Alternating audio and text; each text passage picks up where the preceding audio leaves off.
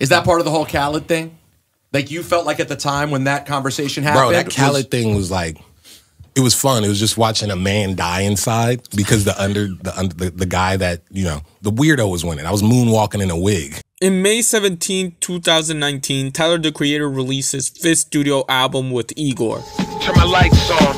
How the fuck you quiet with the mic on? The album was unexpected even for Tyler fans, as the album presented a side of himself that people had never really seen. Because up to this point of his career, most people knew Tyler, the Creator, as a troll, with only the actual fans of Tyler realizing that there was more depth to what he was doing. However, that all started to change with the release of Flower Boy, as we began to see Tyler get personal in a more open way.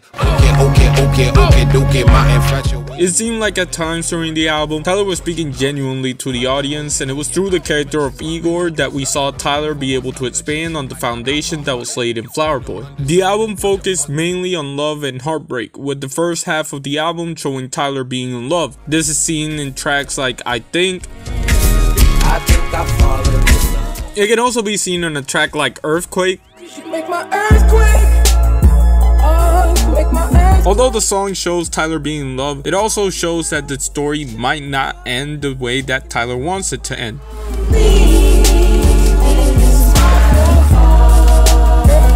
Which is really what we see in the latter half of the album,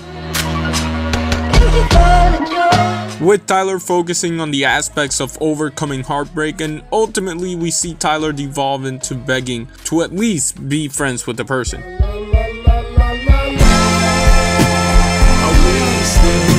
Honestly, that's real if I'm being honest. It was a big risk for Tyler, the Creator, but it paid off. Whether it be because of the new sounds or the story that was being displayed on the album, people loved the album, except for DJ Khaled. Also in May 17th of 2019, DJ Khaled released an album. It was called Father of Assad, and this one doesn't need too much context to understand. Another one. Celebrate for the ones we love. And for those who don't know, when you listen to a DJ Khaled album, you're not listening to it because you want to listen to DJ Khaled. Rather, you want to listen to the people that are around DJ Khaled. For example, on this album, the big hit was No Brainer, which had Justin Bieber, Chance the Rapper, and Quavo from the Migos. Shout out to the Migos, by the way. R.I.P. Takeoff. That shit was sad for real. Like, I was hurt. I ain't gonna lie. Anyways. Him and me be for real, baby. It's a no-brainer. And the DJ Khaled album before that had I'm the One, which is literally like the same song, not gonna lie. I'm the one, yeah. Personally, I prefer this one though, just cause like Chance puts out a solid verse. She ain't got no cable, okay though. But regardless, that's the appeal of the DJ Khaled album, and this album was no different. It featured artists like Jay-Z, Nas, Travis Scott, Post Malone, among many others. These two albums are almost the opposite of each other. One represents the journey that a person went through, providing a deeper personal connection with the listener through the lyrics of the album.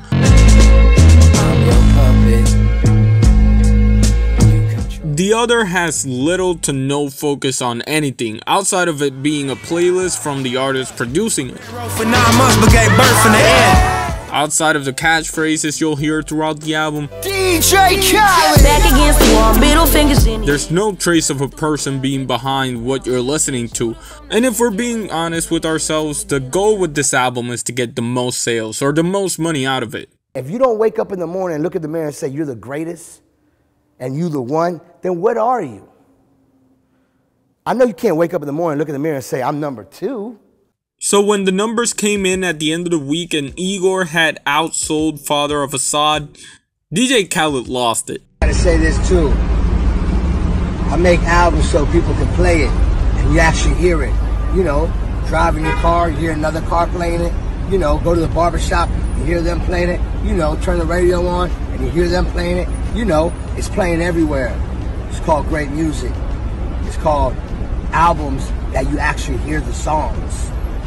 Not no mysterious shit and you never hear it on your dome. And honestly, it's understandable why DJ Khaled lost it. For Tyler, the Creator, a #1 spot meant that he would top the charts for the first time in his career, solidifying Tyler as more than just a troll. For DJ Khaled, however, a number 1 meant validation, as when your main thing is making hit songs, numbers are the most important thing. And the thing is that DJ Khaled probably didn't mind coming in at number 2. It was who he came number 2 against. I just let that number 1 speak. The nigga ego had to deal with that because his whole identity is being number 1.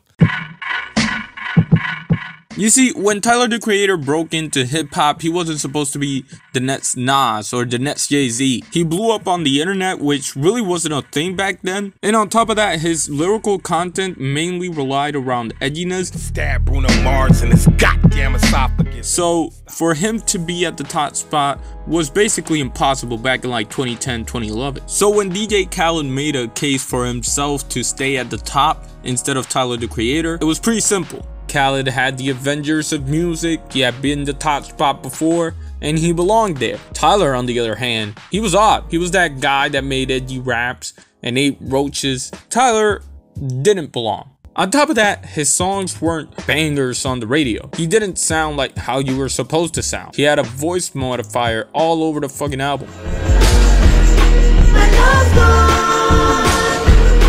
So, how can Tyler be the number 1 spot? But that's the story of Igor and the story of Tyler the Creator as well. He wasn't cool. He wasn't the most loved. He never was supposed to belong. It's like 7th grade, I got in a fight with some guy because he said, "You don't belong on the basketball court," which he was right. I'm trash.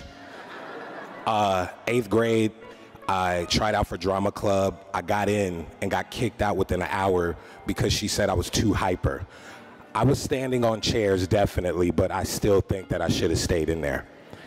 9th grade, they wouldn't let me join band class because I couldn't read music. But I still had the passion, and I'm on 2 instruments now, picking up a 3rd. But when all that happened, I said, fuck them. I didn't let none of that shit stop me from doing anything that I wanted to do. These are things that we usually don't associate with being the top dog. And yet, it was this sense of unbelonging that made Tyler the Creator relatable. The thing that made Tyler more than just an edgy rapper.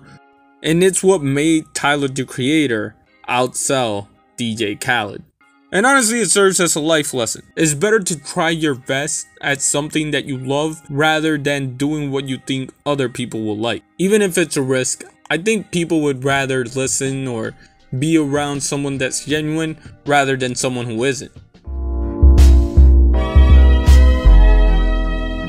Anyways, with that being said, shout out to Jay Dilla, shout out to me, shout out to y'all, and yeah.